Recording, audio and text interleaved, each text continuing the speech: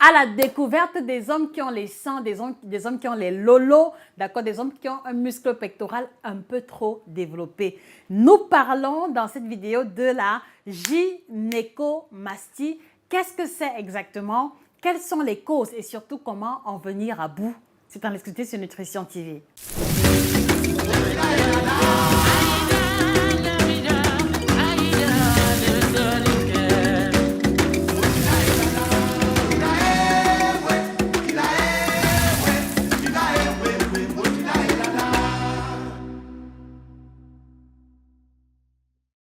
Bonjour à vous fidèles téléspectateurs, je suis heureuse de vous retrouver, j'espère que vous allez très bien, je vais super bien, d'accord? Alors ce matin, on prend l'initiative de débattre ou alors de développer une thématique qui fait l'objet de complexes pour de multiples hommes qui pour une raison ou une autre vont se retrouver avec un muscle pectoral un peu trop développé. Avant d'y arriver, je voudrais vous inviter à vous abonner sur la page si ce n'est pas encore fait, à partager cette vidéo massivement dans tous les groupes où on retrouve les hommes, voilà, à une personne, à une amie ou à un ami ou une connaissance, d'accord, qui a le muscle pectoral développé et qui est vraiment complexé à ce sujet. Je sais qu'elle trouvera bonheur et plaisir dans cette vidéo. Voilà, merci également de vous procurer la collection des 6 ouvrages qui apparaissent à l'écran, d'accord, chez les représentants, chez Amazon et à la FNAC. Alors, le phénomène par lequel les hommes se retrouvent avec une poitrine développée ou alors des seins entre guillemets, cela s'appelle la gynécomastie. C'est le développement anormal, c'est le développement exagéré mais non tumoral, d'accord, des muscles pectoraux chez les hommes. Et ce phénomène touche en moyenne 30% d'hommes et il faut souligner qu'on va distinguer 2 types de gynécomastie. Donc, en premier, on va distinguer la gynécomastie d'origine physiologique ou alors d'origine idiopathique. Donc, on va le retrouver par exemple chez les nouveau-nés, d'accord, 3 à 4 jours après la naissance, il y a certains nouveau-nés qui se retrouvent avec une poitrine fort développée. Et en retour, on va avoir la gynécomastie pathologique qui est justement celle qui va toucher les hommes d'un certain âge et qui provient essentiellement du déséquilibre des hormones. Mais il faut également souligner que les causes de la gynécomastie sont multiples et nous allons vous lister quelques-unes. Donc, premièrement, la plus connue, c'est le déséquilibre entre les hormones testostérone et œstrogène. Donc, chaque fois qu'un homme va avoir plus d'hormones œstrogènes qui sont les hormones féminines, voilà, il y a de fortes chances qu'il développe la gynécomastie. C'est l'une des raisons pour lesquelles les hommes qui atteignent, d'accord, l'âge de la quarantaine, cinquantaine peuvent faire l'expérience de ce phénomène puisque à partir de 40 ans, il y a une diminution de la production de la testostérone et quelquefois au profit des hormones féminines. La seconde cause fait allusion ici aux personnes qui vont souffrir de certaines pathologies, à savoir certaines maladies liées au rein, certaines maladies liées à la thyroïde ou alors même également la prise de certains médicaments peuvent conduire parmi les effets secondaires, parmi les effets indésirables à la gynécomastie. Citons également comme autre cause la consommation des amphétamines et certains traitements hormonaux peuvent aussi conduire au développement de la gynécomastie. Alors, il faut aussi préciser que la gynécomastie n'arrive pas du jour au lendemain.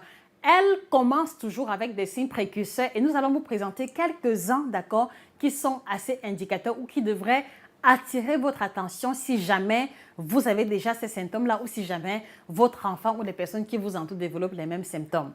Mais avant qu'on y arrive, la question que moi je vous pose, messieurs, d'accord, quelle est la principale difficulté que vous rencontrez avec votre alimentation actuellement? S'il vous plaît, mettez en commentaire la difficulté ou le problème majeur que vous rencontrez avec votre alimentation et nous prendrons soin, d'accord, d'y apporter les réponses correspondantes. Alors, parmi les symptômes ou alors parmi les éléments de manifestation de la gynécomastie, on doit citer par exemple la diminution du volume testiculaire. Donc, il y a des hommes qui peuvent faire l'expérience de la diminution de la taille, de la diminution du volume de leurs testicules. Ceci peut être un signe avant-coureur de la gynécomastie.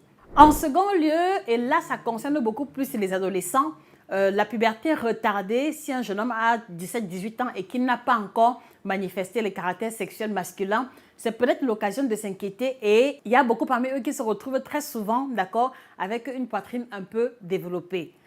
Autre élément, on va aussi observer la diminution de la libido, d'accord? Donc, si vous remarquez que vos performances sexuelles ou alors que votre appétit sexuel a diminué de façon conséquente et que vous vous rendez compte que voilà, vos muscles pectoraux prennent du volume et ont tendance à ressembler à des seins, d'accord? C'est l'occasion pour vous de vous inquiéter à ce sujet.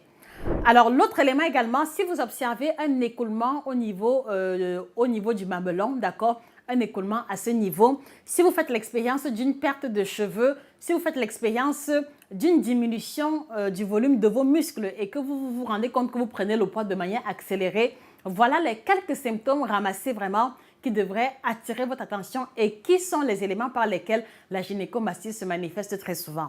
Maintenant que nous en savons plus sur la thématique, voilà, qu'est-ce qu'il faut faire lorsqu'on se rend compte que l'on a une poitrine développée? Le premier élément, chers téléspectateurs, et nous ne nous lasserons pas d'attirer votre attention dessus, allez consulter un médecin qui, à travers un dosage hormonal, à travers des examens de palpation sur les zones concernées, pourront déterminer l'origine, pourront distinguer le vrai du faux, d'accord, à travers les outils qu'ils ont à leur disposition. Comment donc en venir à bout de la gynécomastie? Voilà, il faut préciser que le traitement, d'accord, le traitement afférent va dépendre essentiellement de la cause génératrice. Et comme les causes sont multiples, voilà pourquoi est-ce qu'il est important pour vous de consulter un médecin pour en avoir le cœur net sur le diagnostic. Et c'est à partir de là que le protocole idéal qui vous corresponde le mieux sera défini. Mais permettez-nous de souligner quand même que la plupart du temps, lorsque l'origine elle est hormonale, elle consiste en général à des traitements hormonaux en retour. L'un des médicaments qui est proposé dans le traitement de la gynécomastie, permettez-nous de le souligner, il s'agit du danazole antigonagotrope, d'accord, qui parfois peut être associé aux anti-œstrogènes tels que le tamoxifène, ou le clomifène. Dans tous les cas, pour ce qui concerne les traitements médicamenteux, rendez-vous à l'hôpital. C'est l'un des moyens les plus sûrs et les plus véritables pour pouvoir en venir à bout de ce phénomène. Au niveau de la phytothérapie, il y a aussi des plantes qui aident à enrayer le phénomène ou alors à diminuer conséquemment l'intensité de la manifestation. Citons par exemple le ginkgo biloba qui est une plante telle qu'elle apparaît à l'écran qui participe également de l'amélioration de la régulation hormonale lorsqu'elle est consommée suivant un protocole bien défini.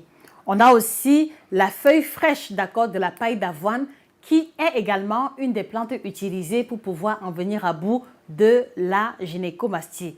Citons aussi l'écorce de yorimbe, une plante africaine particulière, le thym et ainsi que le ginseng comme étant l'essentiel des plantes qui participent, d'accord, de l'amélioration ou alors de la diminution de la manifestation de ce symptôme.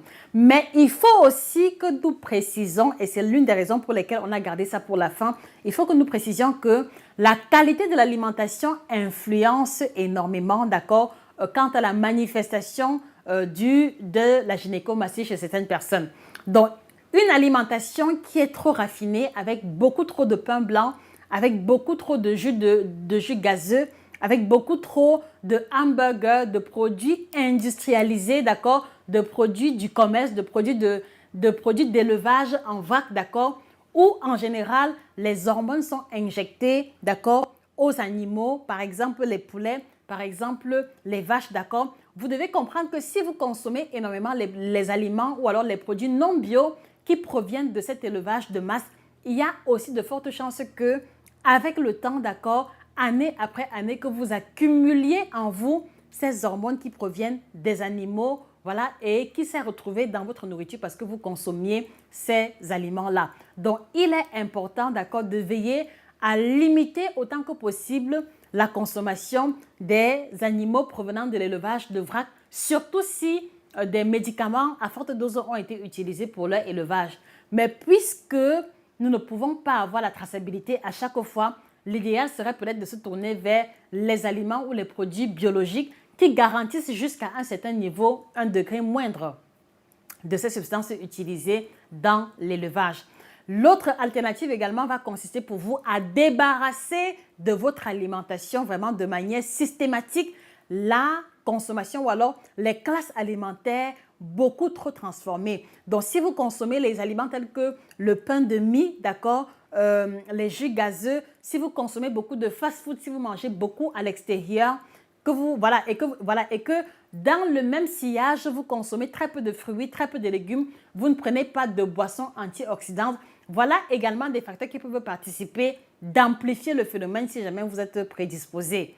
Et je vais continuer en précisant que dans certains pays, d'accord, il a été prouvé que l'eau du robinet en général parfois contient beaucoup d'œstrogènes, surtout dans les pays où la consommation de la pilule, d'accord, est très élevée. Donc, on s'est rendu compte que les eaux souterraines des pays où la consommation de la pilule est très élevée contenaient une forte dose en oestrogènes, d'accord. Pour ne pas créer de polémique, nous choisissons de ne pas énoncer les pays en question, mais il est important que vous gardiez ces éléments-là de vue, d'accord. Donc, si vous vivez dans un pays très industrialisé, d'accord, où l'utilisation de la pilule est,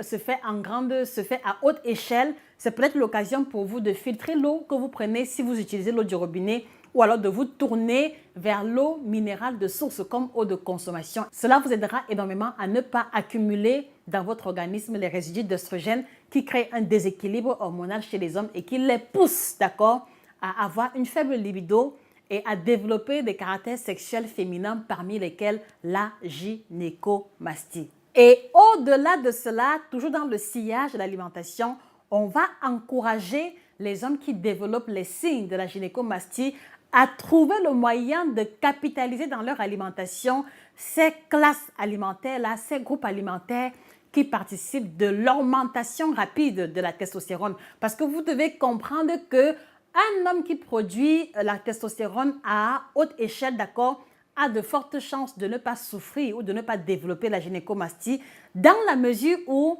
la testostérone est l'hormone qui fait qu'un homme est un homme. Donc, plus un homme va produire la testostérone, plus il va être viril et plus il ne va pas développer les caractères sexuels féminins.